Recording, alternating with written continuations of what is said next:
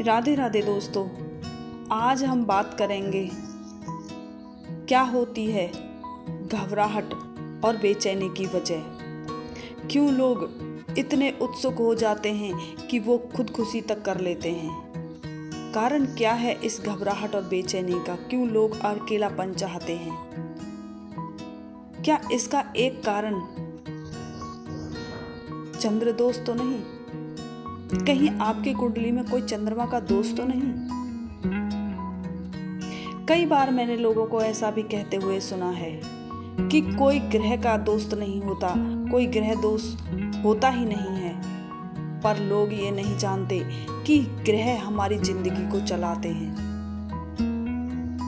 कई बार आपने सुना भी होगा कि जब पूर्णमासी और अमावस्या का दिन आता है तो समुद्र में ज्वार भाटा आता है। क्यों आता है ज्वार भाटा?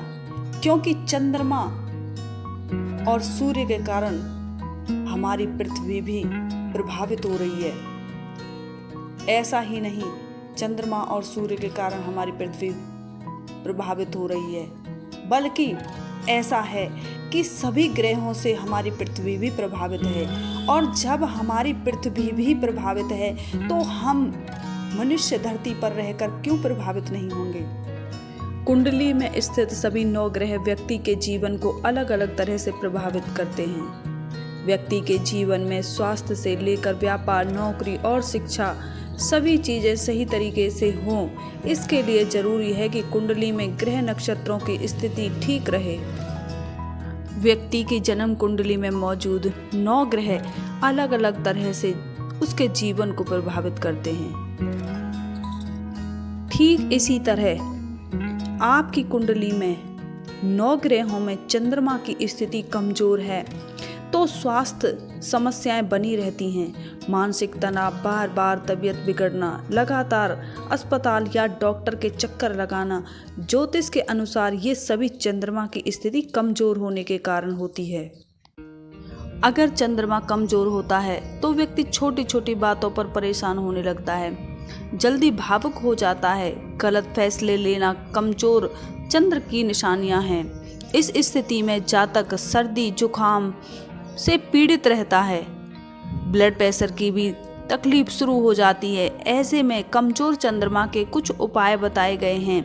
इन्हें करने से व्यक्ति के मन और मस्तिष्क को मजबूती मिलती है। चंद्रमा मन के साथ साथ धन का भी कारक है।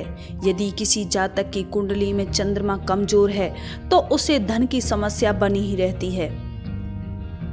जिस तरीके से पानी थोड़ा थोड़ा करके जाता ही रहता है, उसी तरीके से कमजोर चंद्रमा वाले मनुष्य का धन धीरे धीरे करके जाता ही रहता है।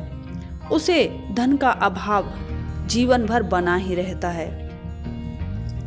यदि किसी जातक को लगता है कि उसकी सभी परेशानियां हमारे इस चंद्र दोष के लक्षणों से मिलती हैं तो वो ये उपाय कर सकते हैं।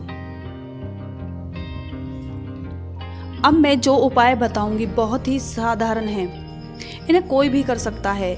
जैसा कि मैंने पहले बताया है कि चंद्रमा मन का कारक होता है और जल का भी कारक होता है, तो सबसे महत्वपूर्ण चीज ये है कि कभी भी जल को आप यूं ही बर्बाद न करें, क्योंकि चंद्रमा जल का कारक है, इसीलिए जल को बर्बाद न करें। जल को बर्बाद करना मतलब अपने आप को बर्बाद करना है। जितना आप जल को बर्बाद करोगे उतना ही चंद्रमा आपको बर्बाद करेगा।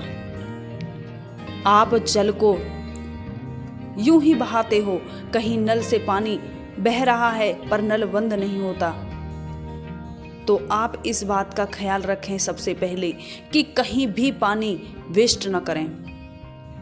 और अब बताते हैं आपको कि चंद्रमा किस तरह से आपका प्रबल होगा। चंद्रमा को प्रबल करने के लिए आपको जल को पौधों को देना है। जो भी पौधे आपको मिले, घर में आपने छोटे पौधे लगाए हुए हैं तो आप उनको दे सकते हैं। और यदि आप किसी मंदिर में जाते हैं तो वहाँ पीपल के पेड़ पे पानी दे सकते हैं, बरगद के पेड़ को पानी दे सकते हैं, और भी अन्य पेड़ जो रास्ते में आपको लगे हुए मिले आप उनको पानी दे सकते हैं। आपको बस पौधों को पानी देना है। एक उपाय आपका ये हुआ। फिर दूसरा, आपको एक पात्र लेना है मिट्टी का। उस मिट्टी के पात्र में पानी भरना है और उस मिट्टी के पात्र को किसी ऐसी जगह पर आपको टांगना है या रखना है जहाँ पे पक्षी आते हों। आपको उस पानी को पक्षियों को पिलाना है। जितना आप पानी को पक्षियों को पिलाओगे उतना ही आपका चंद्रमा प्रबल होगा, क्योंकि आपने कभी पानी की सेवा की ही नहीं, तो चंद्रमा प्रबल होगा कैसे। आपने कभी नोटिस किया है कि जब भी आप कहीं जाते हो गर्मियों के समय में, या तो वहाँ मटके भर कर रखता है और या फिर वहाँ पर नल का बंदोबस्त करता है ताकि किसी को पानी की सुविधा मिल सके। ये काम सिर्फ धार्मिक लोग करते हैं जो प्याऊ लगवाते हैं, पानी पिलाते हैं। ये एक बहुत ही पुण्य का काम है।